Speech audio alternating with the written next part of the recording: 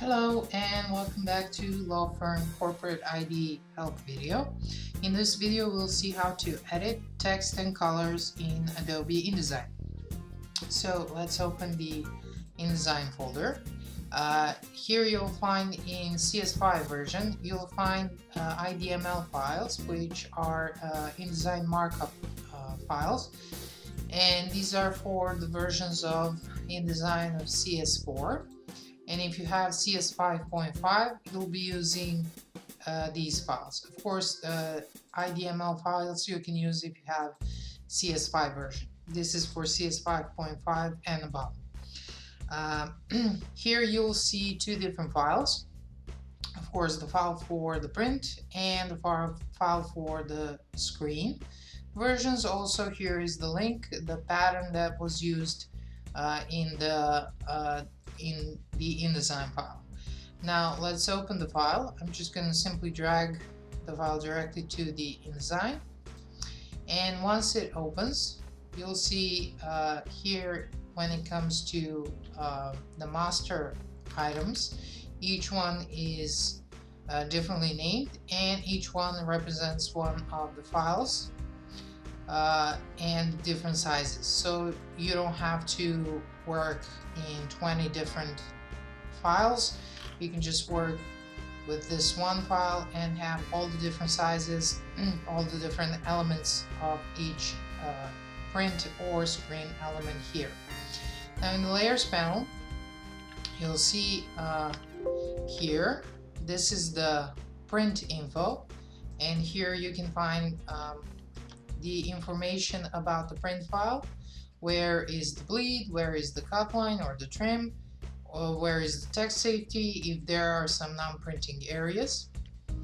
And you'll see the info box here with the basic information about the file. Now when you're sending this to be printed, make sure that info box and cut lines are included within your file. Now in order to start editing the files, you need to click on the pages, and here in the layers panel you'll see three different elements. You see design, text, and logo. Now why don't we begin with the color? Of course we can change colors the old-fashioned way. We can ungroup the elements, then we can select the color and select each element that we want to change. Double click on the fill, either change it here through this color view or just simply add your own values here, for instance, and voila, we're changing the colors. Now this can be a little bit tedious if you have to do it throughout the entire design. So what we're going to do is utilize color swatches and the colors within. If you don't see swatches panel, go to Window, Color, and then Swatches, or simply use the keyboard shortcut F5. Now once the swatches are open, you'll see the basic CMYK values. Here are the values of the colors that we have used in the design, and here are the values of the spot colors that we have used for the die cut and fold. Make sure that the cut lines file is also included. This is the technical part. This is something your printing company is going to need if they're going to print your files. So what do we do now? Let's select one of the elements, and we can see this is the color. This is the color of this element, and let's say we want to change it. Make sure to deselect everything, double click on the color that you wish to change, make sure preview button is checked. So let me now change the color. Here we go. I've changed it to something a little bit darker, and now I'm going to change the other blue that I have in this design, and voila, all the colors throughout the design have been changed. Okay, and if you have problem with these cut lines, if you don't like them, make sure to turn off this layer, print info layer, so you can see it more clearly. You can also go to View, Extras, Hide Frame Edges, so you don't see this frame edges while you're previewing the file. And that's it. That's how easy it is to change the entire color scheme throughout the entire design. Of course, you'll need to change your logo. That's why it is in a separate folder. Add your own logo, scale it, change your size, etc. Okay, so now that we have changed the colors, before we start editing the text, I just wanted to mention two things. First of all, if you want to change the colors of the text, I recommend going through the Swatches panel. Or if you want to change the text individually, let's say in some elements you want changes of the text, if you just simply select the text frame and then, I don't know, let's put this some darker color. As you can see, it will color the frame, not the text. So that's one tricky part of InDesign. In order to actually make the text active or live, you need to click on this T button, the T icon here. It's right beneath the fill and stroke on the tools panel. Click on this T. Now the text is active and you can just simply change the colors. And voila, we have our colors changed, right?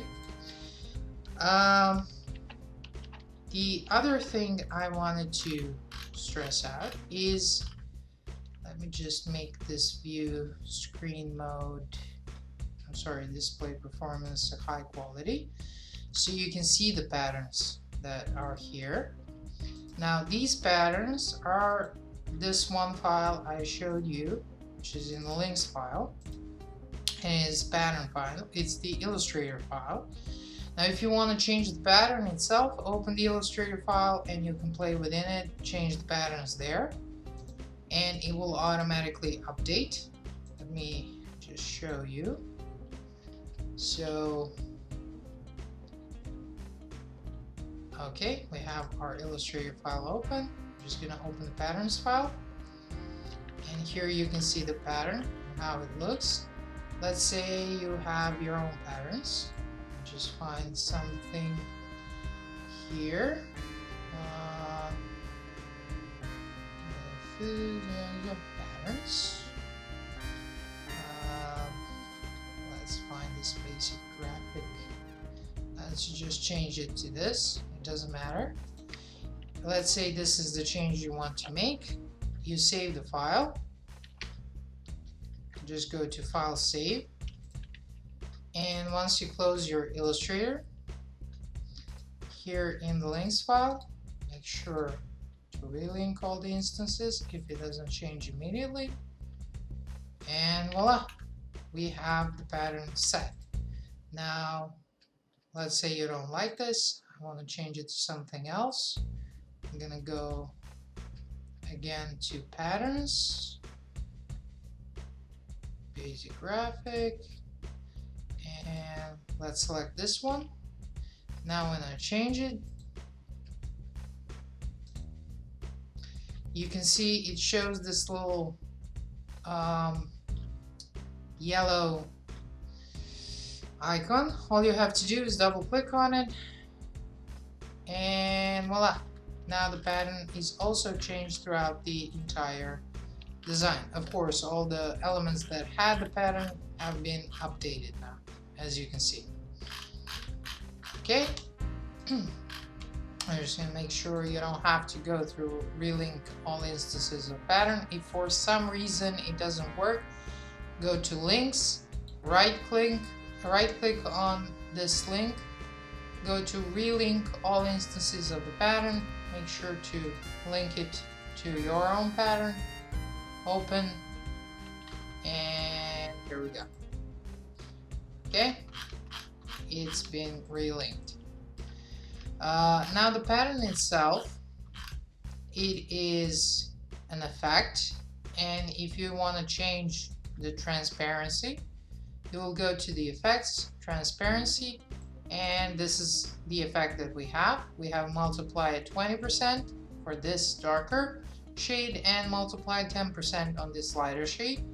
So you can change with blending, you can play with blending modes, or let's say we just want to make this a little bit darker. Make sure the preview is checked, and voila. You can go through the entire design and just do this.